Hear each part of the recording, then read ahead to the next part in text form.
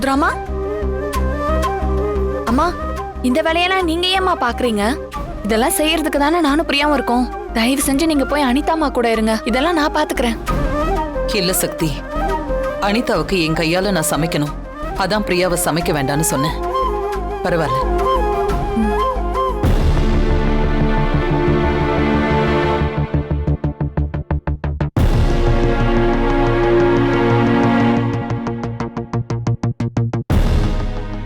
சிவா,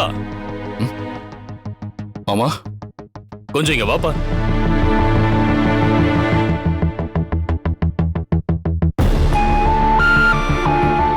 சொல்லுங்க மாமா. சிவா, நம்ம கம்பெனில புதுசா ஒரு வெண்டரை ஆட் பண்ணிருக்கீங்க. ஆனா அதுக்கான அக்ரிமெண்ட் ப்ராசஸ் ஏன் இப்ப வரைக்கும் கம்ப்ளீட் ஆகாம இருக்கு? இத பாரு சிவா, அக்ரிமெண்ட் ப்ராசஸ் கிளியர் பண்ணா மட்டும்தான் பேமெண்ட் ப்ராசஸ் எந்த வித ப்ராப்ளமும் இல்லாம ஸ்மூத்தா போகும். மாமா, டிஎஸ்ஏ அக்ரிமெண்ட் எல்லாத்தையும் வெண்டார் சைன் போட்டு அட்டஸ்டேஷன் பண்ணி கொடுத்தாச்சு. ஆனா நம்ம சைட்ல இருந்து இப்போ வரைக்கும் பெண்டிங்ல இருக்கிறதுக்கான ரீசனே அத்தையோட சைனுக்காக மட்டும்தான்.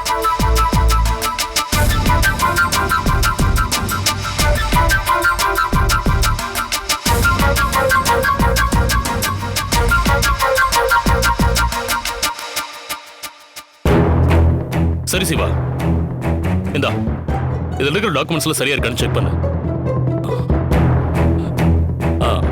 சக்தி, அது ருத்ரா கொஞ்சம் வர சொல்ல. சரிங்கய்யா.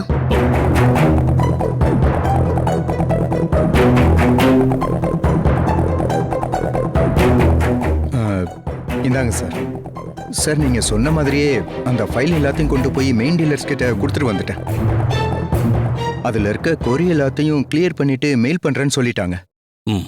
சரி, ரொம்ப நன்றி. பரவாயில்ல சார், நான் வரேன் சார். அருண்,